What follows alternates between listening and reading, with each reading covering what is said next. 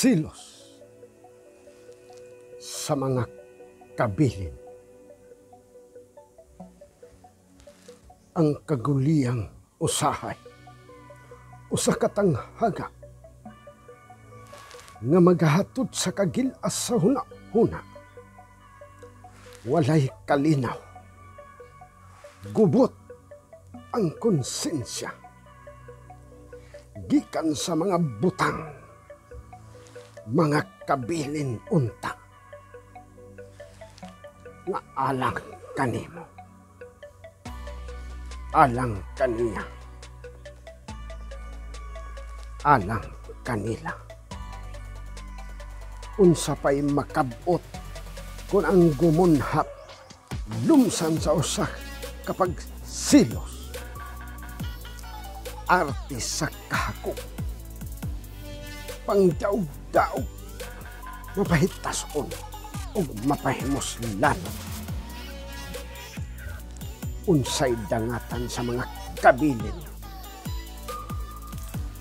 walay kahapsay sa panagsabot.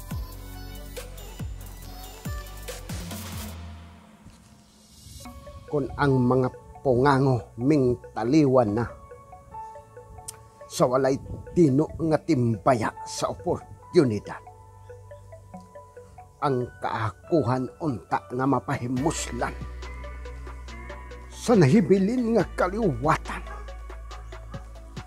giharian sa tanlang,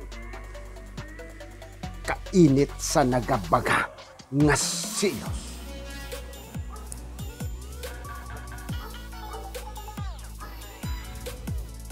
Panagbingkil, panaglalis, kamatayon. Asa ang katarungan, gipalit, gisulsulan.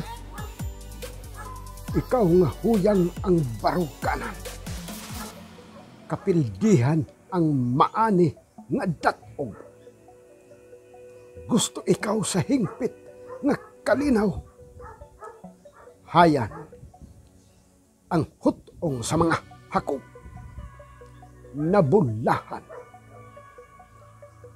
Silos ang panag-ingnan, aron ikaw sa imong kabahin, dili nimo matagamtaman ang alang kanimo.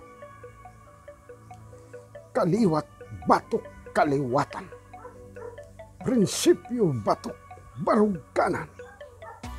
Kay timawa ka man, imo ang lampurnas sa kahigayunan nga mo dumili alang kanimo.